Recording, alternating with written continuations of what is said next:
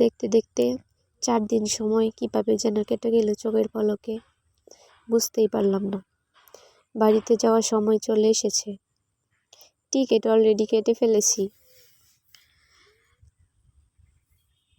তো এই যে সকাল সকাল ঘুম থেকে উঠে নানুর বাড়িতে নাস্তা করে তারপর চলে এসেছি আমাদের বাড়িতে। তো এখানে রেডি হয়ে রওনা হয়ে দিলাম বাড়িতে যাওয়ার জন্য। এই যে সবার কাছ থেকে বিদায় নিচ্ছিলাম, আমার মা, নানু, চাচা সবার কাছ থেকে বলে তারপর গাড়িতে উঠে বসলাম।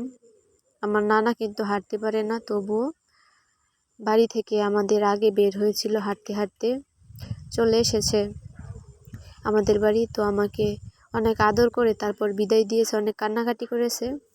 তো এই যে বাড়ি থেকে গফরগাঁও এসে পড়েছি। আমাদের গফরগাঁও বাজারে এসে সিএনজিতে বসেছিলাম। তো ঢাকার দিক থেকে ট্রেন আসলো, তো ময়মনসিংহ যাবে। তো ভাবলাম আপনাদের সাথে শেয়ার করি। এখানে 2টা ট্রেন আসবে, একটা আসবে ময়মনসিংহের দিক থেকে, আরেকটা আসছে ঢাকার দিক থেকে। তো এখানে আমি একটু ভিডিও করে নিচ্ছিলাম। ট্রেনটা কিন্তু অনেক বড় ছিল। আমি কিন্তু আগে ট্রেন দিয়ে অনেক যাওয়া আসা করতাম, তো 2টা বাচ্চা নিয়ে কিন্তু ট্রেনে যাওয়া যায় না, অনেক সমস্যা হয়ে যায়, ব্যাগ ট্যাগ থাকে অনেক, ওঠা যায় না। তার জন্য সিএনজিতে করে এখন যাওয়া আসা করি। আসসালামু আলাইকুম, welcome back to my channel.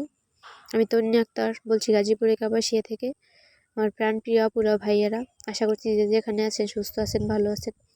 আলহামদুলিল্লাহ আমিও আমার পরিবার নিয়ে ভালো আছি। তো প্রতিদিনের মতন আজকের ভিডিওটি শুরু করলাম সকাল থেকে। আশা করছি ভিডিওটি আপনাদের কাছে ভালো লাগবে।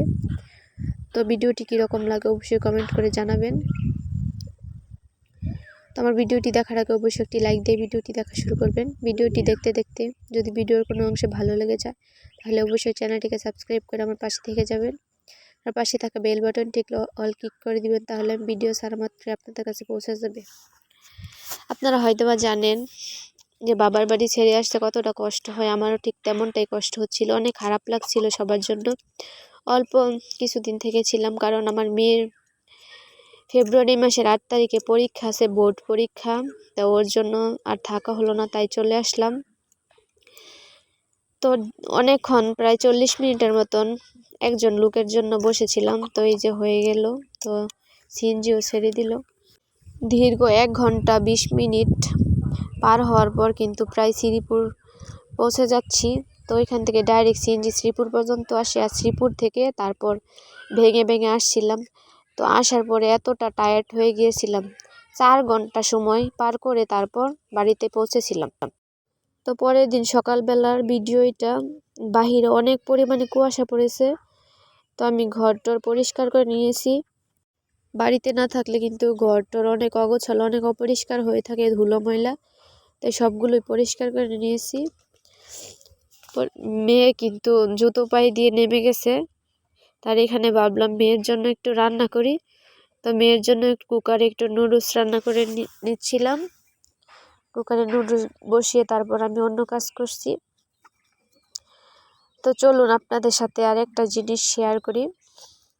আমি বাড়িতে না থাকার কারণে আমার আমি বাড়িতে চলে যাওয়ার পরে আমার মুরগি আবার ডিম দেওয়া শুরু করেছে। তো আমার যা ফোন দিয়ে বলছে যে ভাবি একটা মুরগির ডিম পেয়েছি, আমি বাইরে পর্দা দিয়ে ঘোরা ছিল, ওইখানে একটা মুরগির ডিম পেয়েছি। তো পরে আমি বাড়িতে এসে জিজ্ঞেস করলাম, আর ডিম পারে নাই মুরগি?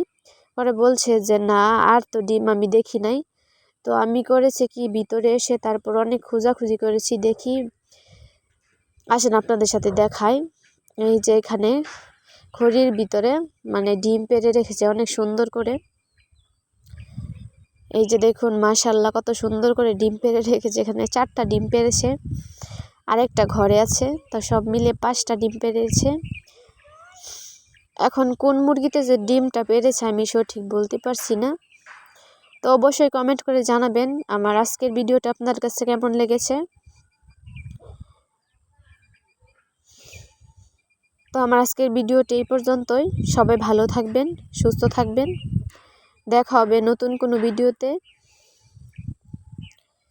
সেই পর্যন্ত আমার চ্যানেলের সাথেই থাকুন। আল্লাহ হাফেজ। আসসালামু আলাইকুম।